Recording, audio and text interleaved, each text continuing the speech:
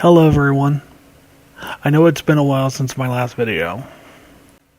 I have had a lot of things come up in my life and some changes, but I'm still here and ready to give you information and my perspective.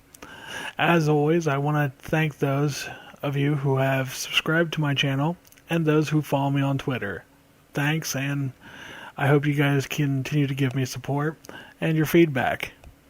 So last Friday, as usual, I was hanging out with Natty Cat and Submarine Nick, and as normal, I was watching a very interesting debate of semantics. However, I was checking Facebook for an article that was pertinent to the discussion that we were having, and I found this little gem that I thought might just pique your guys' interest. The link stated Golden Guard, tabletop RPG, and comic book. Now, I know what you guys are thinking, but third, it's just a comic book, and you like comic books, and it's an RPG, and you like RPGs, but it's more. So much more. After clicking the link and going to kickstart.com, this is what I found. Golden Guard, which was created by Three Rogues Studios, is a tabletop RPG and a coinciding comic book. Now, you're probably asking me what the Golden Guard is. So after some digging, I found this blurb. So bear with me as I try to recite it to you guys.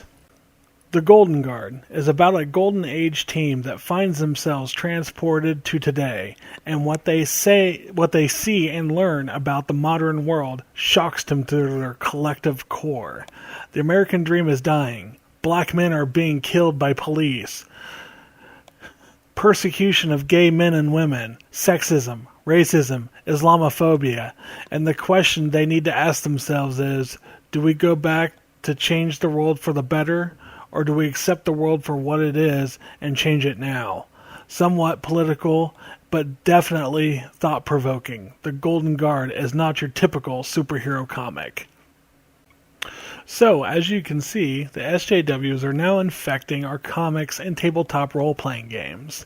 Now, to make matters worse, the story arc is a team from the World War I, World War II era is transported through time where gay people are being persecuted and black men are being shot by the police. I almost don't know where to start with this. This is so screwed historically, I'm not sure where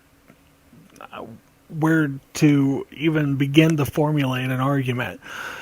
So, homosexuals in the 20s to 50s had very little rights and were considered deviants and could be charged with sodomy, or worse still, committed to the state hospitals for a psychiatric evaluation. And that's what awaits the few brave people who came out at that time. Black men and women were segregated from white populace during that time, and there stands a good chance that police shootings were the least of their worries for them at that time. The KKK was still active and was embedded in some police departments, and government bodies. Cross burnings, murder, beatings, and bombings is what awaited any person of color who spoke out against that type of hatred, discrimination, or anti-segregation for that matter.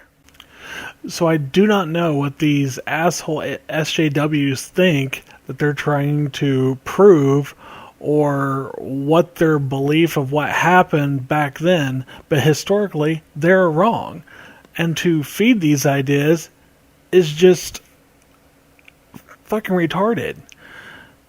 So looking through this through the eyes of a Marvel fan, so if any team from that time would have come here today, they would probably think, what is everyone bitching and moaning about? They also would have more than likely some form of racism or extreme bigotry of their own.